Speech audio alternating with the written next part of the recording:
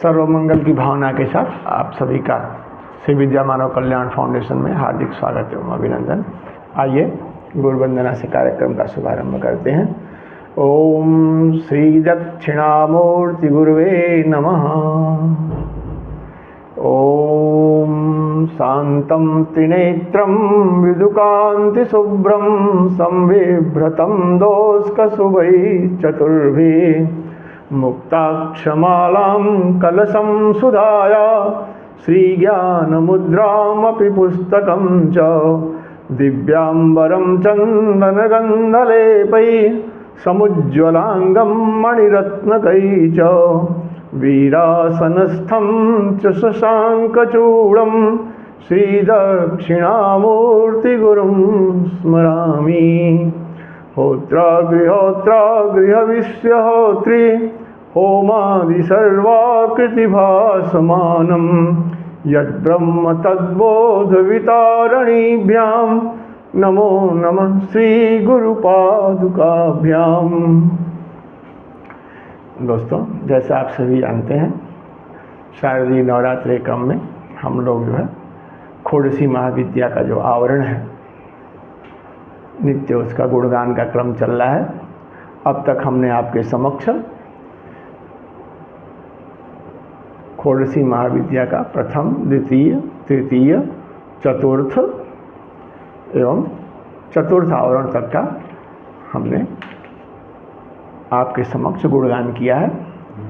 थोड़ा थोड़ा आज आवरण के संदर्भ में जानते हैं कि प्रथम से लेके जो चतुर्थ आवरण है उस सबका सारांश क्या है और उसमें जो है भगवती का क्या संदेश हमारे लिए छिपा है, जिसका कि पालन करने से ये जो आवरण है उसे हम आसानी से उसका भेदन कर पाए।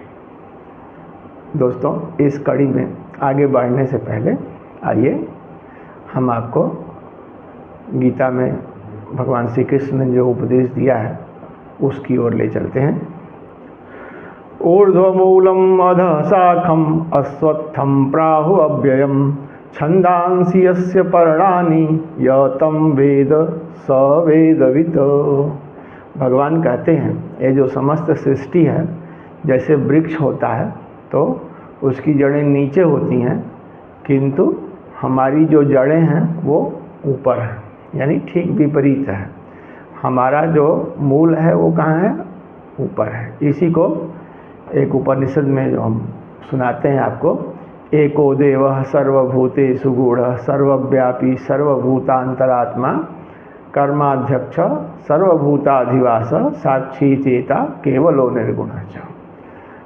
तो हमारी जो स्थिति है वो कुछ इस तरह की है, यानी जो ब्रह्म है, ब्रह्म ने अपनी शक्ति से पूरा विस्तार किया समस्त सृष्टि का, और उसके बाद हम प्राणियों की रचना हुई।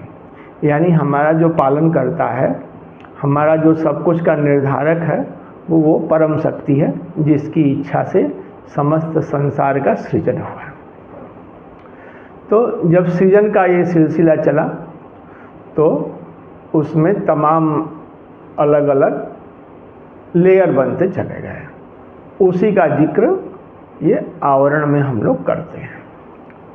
तो ये जो आवरण है, यदि हम भगवान के उससे देखें तो मतलब खोड़सी महाविद्या में टोटल तो 16 होते हैं, लेकिन हम लोग शिष्य क्रम की चर्चा कर रहे हैं, तो शिष्य क्रम में हम लोग 11 आवरण तक का चर्चा करेंगे। तो ये जो आवरण है यानी 11 से क्रमशः होते होते फिर आखिरी जो आवरण है, जो यानी जो प्रथम आवरण है, हम उससे आच्छादित हैं। प्रथम है, फिर द्वितीय है, फिर तृतीय आवरण, चतुर्थ आवरण, पंचम, इस तरह से हमारे ऊपर जो है ये सब लिपटता चला गया आवरण तमाम। और आवरण का मतलब ही, जैसे मान लीजिए अब आवरण सब लिपट रहा तो हम क्या हुए, इसमें एकदम नीचे तर गए। हालांकि ये जो आवरण है ये सभी हमारी सुरक्षा के लिए बने हैं, और इन्हीं के माध्यम से वो जो वृक्ष है जिसकी मूल जो है ऊपर है, हम तक अपना खुराक जो पहुंचाता रहता है। ये हमारा सिस्टम है।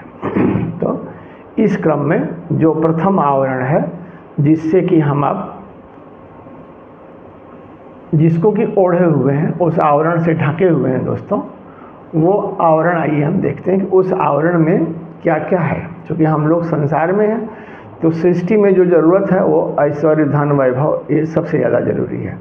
अतः जो प्रथम आवरण है उसमें एक तो सभी देवता हैं, वो चाहे पर्यंतराज है, इंद्र है, अग्नेय है, यमाय, नैऋताय, नैऋत देवता हैं, वरुण देवता हैं, वायु देवता हैं, कुबेराय हैं, ईशानाय हैं, ब्राह्मणे, ये सब जो है ये सब तमाम देवता हैं। और उसके बाद योगिनियाँ भी हैं, सर्वयोगिनी सर्वभूतेभ्य क्षेत्रपते गणनायका हैं, रक्षा करने के लिए हमारे। फिर ये तमाम चीज़ होते हुए उसके बाद जब हम आगे बढ़ते हैं सृष्टि में, जब हमारा आगमन होता है तो हमको तमाम सिद्धि निधियों की ज़रूरत होती है। तो उसके लिए क्या है, शंख निधि है, पद्म निधि है, कुब्ज केशय है, सिद्ध लक्ष्मी है, जो कि हमारा सब काम सिद्ध करती हैं। उन्मन्य हैं, जो कि हमको हमेशा प्रेरित करती रहती हैं। दक्षिण कालिका, अरिमा सिद्धि, गरिमा सिद्धि, लघिमा सिद्धि, महिमा सिद्धि, ईशिता सिद्धि, वसिता सिद्धि, प्राकाम्यका सिद्धि, सर्वभुक्तिकरी सिद्धि, इच्छा सिद्धि, प्राप्ति सिद्धि, सर्वार्थ सिद्धि, ब्राह्मी, ये सब सिद्धियां हैं। क्योंकि बिना सिद्धियों के आप जो है थोड़ा जीवन कठिन हो जाता है, इसलिए भगवती ने हमको उससे आवृत्त कर दिया। यानी जो सर्वप्रथम जो घेरा है, जो आवरण जो हमको आच्छादित किया हुआ है, वो भगवती के ये तमाम जो गुण हैं उसमें लिपटे हुए हैं। और एक परत जो छाई हुई है, उस परत से हम दबे हुए हैं। एक कहावत है ना, चिराग तले अंधेरा। तो जब आवरण हमारे ऊपर पड़ गया तो क्या हुआ कि हम नीचे चले गए। तो हमारी जो दृष्टि है वो नीचे, मतलब तम की तरफ है नीचे, और जबकि ऊपर से हमारा सब रोशनी आ रहा है, लेकिन हम अपनी जो दृष्टि है वो नीचे किए हुए हैं। इसीलिए ये तमाम जो है सारी चीज़ें हमारे साथ ही लिपटी हुई हैं, किंतु हम उसे देख नहीं पाते हैं, पहचान नहीं पाते हैं, जब तक कि कोई अनुभवी व्यक्ति हमें उसका मार्ग प्रशस्त नहीं करता। तो ये जो विद्या है, ये विद्या इसीलिए है, ये जो आवरण का जो जिक्र है, ये आवरण जो है अगर आप नहीं समझे तो ये आवरण है, समझ लिए तो ये आपके विकास की सीढ़ी है, जो कि आपको उस ऊर्ध्वमूल, जिसका ऊर्ध्वमूल मधः शाखम अश्वत्थम प्राहुअव्ययम, तो वो जो वृक्ष है जिसकी जड़ें ऊपर हैं, तो ये जो आवरण है वो सीढ़ी के रूप में काम करने लगते हैं। जैसे ही आप जो इसमें देवता हैं, जो सिद्धियां हैं, उनके अनुसार उनको समझ लेते हैं और समझने के बाद आप उनके मार्ग पर चलने लगते हैं, तो वो खुद ही आपका मार्ग प्रशस्त करने लगते हैं। और धीरे धीरे आप प्रथम में, द्वितीय में, तृतीय में, चतुर्थ में, और उसके बाद पंचम, षष्ठम, इस तरह से होते हुए आप जो है फिर सारी चीज़ों को जानते हुए जा करके उस मूल में अपने स्थापित हो जाते हैं। तो ये जो वर्णन है इसका यही उद्देश्य है कि आप जो है उन चीज़ों को समझें। ये ऐसा नहीं कि ये वर्णन ऐसे ही है किसी का, ये हमसे जुड़ा हुआ है, ये भगवती का स्वरूप है, जिसको उन्होंने समस्त सृष्टि में अपना मोहक रूप जो है, मनोहर रूप से सबको मोहित किया हुआ है। और मोह से वशीभूत होकर के हमने स्वयं इस इच्छा से कि हम भी इसको उतार के दिखाएंगे, हम यहाँ इस लोक में आ गए। तो दोस्तों यही समस्त रहस्य है। यानी सब जो है वो खेला क्या है, मन का है। मन जब इधर उधर हो जाता है आपका, तो फिर आप सही चीज़ न देख करके हमेशा गलत चीज़ से आकलन करते हैं और गलत लक्ष्य निर्धारित करते हैं। इसीलिए हमारे यहाँ कहा गया है उपनिषद में, मनेव मनुष्याणाम कारणम बंध मोक्षयो बंधाय विषयासक्तम मुक्तो निर्विषयम स्मृतम। यदि आप उस स्मृति को प्राप्त हो जाते हैं, तब क्या है कि आप जो बंधन है कर्म का, उससे मुक्त हो जाते हैं। और कर्म का बंधन क्या है, भगवती के मुख्य स्वरूप में स्थित होना। यही रहस्य है। जब आप विद्या सीखते हैं शिष्य क्रम में, जो गुरुदेव का उद्बोधन है शिष्य क्रम में कि शिष्य क्रम जो है आपको दैवी संपदा का अधिकारी बनाता है, तो उसके पीछे यही मंत्र है, यही भाव है। तो जब आप इस भाव से आगे बढ़ते हैं दोस्तों, तो आपके जीवन की जो भी बाधाएं हैं वो सब बाधाएं जो है अपने आप हट जाती हैं, क्योंकि जो भी बाधा है वो क्या है, सब बाधा मन का पत्थर है। देखने में जितना ही बड़ा लगता है आप उसे आप ही बड़ा बनाते हैं।